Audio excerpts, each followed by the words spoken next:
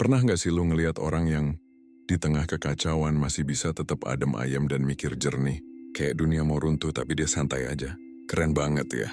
Banyak dari kita mungkin mikir, wah itu mah emang bakat dari lahir atau dia beruntung aja nggak gampang panik. Padahal, ketenangan itu bukan sekadar bawaan lahir loh.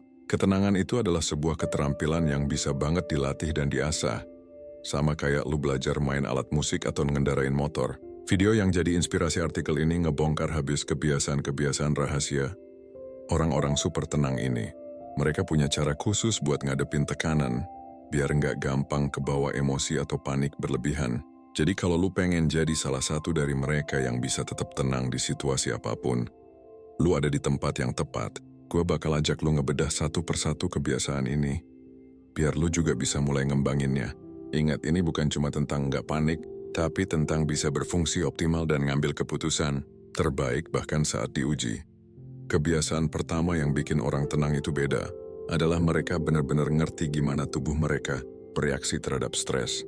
Ini fundamental banget karena tubuh kita punya sistem alarm otomatis yang sering kita sebut response fight or flight.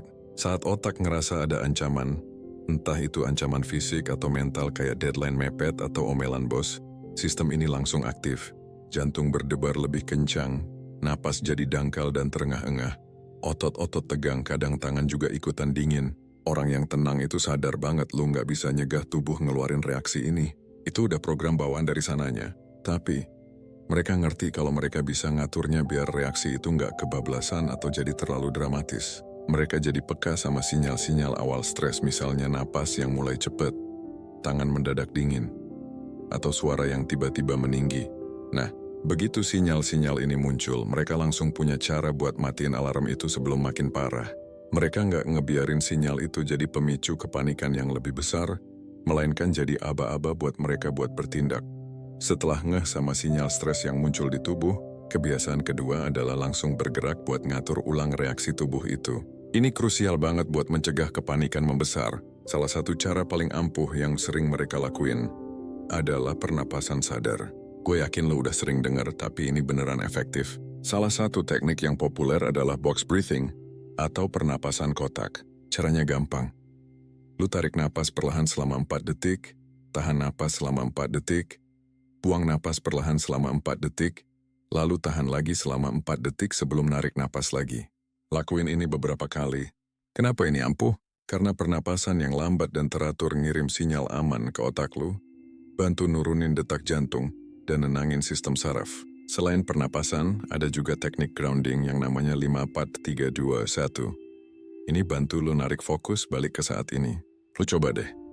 Lihat 5 benda di sekitar lu, sentuh 4 tekstur berbeda, dengar 3 suara yang ada, hirup 2 aroma, terus sebutin 1 hal yang lu syukurin. Teknik ini ngebuat otak lu sibuk sama hal-hal sensorik di lingkungan sekitar, ngeganggu pikiran yang lagi panik dan narik lu kembali ke realita. Kebiasaan berikutnya yang bikin orang tenang itu stabil adalah mereka nggak langsung nelen mentah-mentah semua pikiran yang muncul di kepala. Pikiran kita itu bisa aja jadi sumber stres paling gede kalau kita nggak hati-hati. Seringkali apa yang kita pikirkan bukan fakta tapi cuma interpretasi, asumsi, atau bahkan cerita yang kita bikin sendiri di otak. Orang yang tenang itu jago banget misahin antara fakta objektif dan interpretasi pribadi ini. Mereka ngelatih diri mereka buat jadi detektif pikiran sendiri. Ketika ada pikiran negatif atau pemicu stres muncul, mereka nggak langsung panik atau percaya. Sebaliknya, mereka bakal berhenti sejenak dan nanya ke diri sendiri, apa fakta objektifnya dari situasi ini? Apa yang sebenarnya gue tahu pasti dan bisa gue buktiin? Atau ini cuma asumsi gue aja, cerita yang gue bikin sendiri di kepala? Dengan begitu, mereka bisa ngelihat situasi dengan lebih jelas. Nggak gampang kebawa emosi atau skenario terburuk yang belum tentu terjadi. Mereka paham betul, pikiran itu cuma suara di kepala, bukan selalu kebenaran. Salah satu jurus andalan orang yang tenang itu adalah kemampuan mereka buat ngasih jeda sebelum bereaksi. Ini sering disebut response gap. Dalam situasi yang penuh tekanan, kebanyakan dari kita cenderung bereaksi secara otomatis, ngikutin insting atau emosi sesaat. Tapi orang yang tenang itu beda. Mereka sadar ada ruang kecil, cuma sepersekian detik, antara stimulus, kejadian pemicu, dan respons mereka. Dalam jeda singkat itu, mereka nggak langsung ngeluarin reaksi yang spontan. Sebaliknya, mereka manfaatin jeda itu buat mikir, buat memilih respons yang lebih efektif, yang lebih cerdas, dan yang sesuai sama tujuan jangka panjang mereka. Ini bukan cuma tentang nahan diri, tapi tentang ngasih kesempatan buat otak berpikir rasional. Selain itu, mereka juga sering ngasih nama pada emosi yang mereka rasain. Misalnya, oh gue lagi ngerasa cemas nih, atau ini perasaan frustrasi. Dengan ngasih nama pada emosi, otak kita jadi punya jarak dari emosi itu, nggak langsung terlarut. Ini bantu banget buat mikir lebih jernih, dan nggak kebawa arus emosi yang lagi bergejolak. Orang-orang yang tenang itu punya kebiasaan super penting lainnya. Mereka fokus cuma pada hal-hal yang benar-benar bisa mereka kontrol. Coba deh lu perhatiin, berapa banyak energi dan waktu yang sering kita buang cuma buat ngekhawatirin hal-hal yang sebenarnya nggak ada dalam kendali kita. Kayak cuaca besok, keputusan orang lain atau masa lalu yang udah lewat. Orang tenang ngerti kalau ini cuma buang-buang tenaga. Mereka lebih milih buat ngarahin perhatian dan energinya pada hal-hal yang produktif, konkret, dan bisa mereka tindak lanjuti. Misalnya, lu nggak bisa ngontrol macet, tapi lu bisa ngontrol kapan lu berangkat dari rumah. Lu nggak bisa ngontrol omongan orang, tapi lu bisa ngontrol gimana lu merespons omongan itu. Intinya, mereka fokus banget sama respons mereka sendiri terhadap situasi, bukan pada situasinya itu sendiri. Ini bikin mereka jadi jauh lebih efektif dalam ngatasin masalah, dan nggak gampang stres karena hal-hal di luar kuasa mereka. Mereka jadi lebih powerful karena kendali ada di tangan mereka, setidaknya pada diri mereka sendiri. Refleksi diri secara rutin adalah kebiasaan keenam yang bikin orang tetap tenang. Ini bukan cuma sekadar merenung kosong, tapi benar-benar proses introspeksi yang terstruktur buat memahami diri sendiri lebih dalam. Orang tenang meluangkan waktu, entah itu setiap hari atau seminggu sekali, buat ngaca ke dalam diri. Mereka ngecek gimana perasaan mereka, apa yang bikin mereka bereaksi tertentu atau apa yang mereka pelajari dari kejadian-kejadian yang baru aja mereka alami. Tapi penting nih, refleksi ini bukan buat nyalahin diri sendiri atau tenggelam dalam penyesalan. Justru sebaliknya, ini adalah alat buat belajar dari pengalaman dan mengidentifikasi pola-pola perilaku. Misalnya, oh ternyata setiap gue kurang tidur, gue jadi gampang marah. Atau gue sering banget panik kalau deadline udah mepet. Dengan begitu, mereka bisa ngelihat akar masalahnya dan nyari cara buat ngatasinnya di kemudian hari. Pertanyaan-pertanyaan kayak, apa yang gue rasakan hari ini? Mungkin apa peran gue dalam kejadian ini? Atau apa yang bisa gue pelajari dari ini? Jadi kompas mereka buat terus tumbuh dan ningkatin kualitas diri. Membangun rutinitas yang stabil jadi kebiasaan penting ketujuh buat orang yang selalu tenang.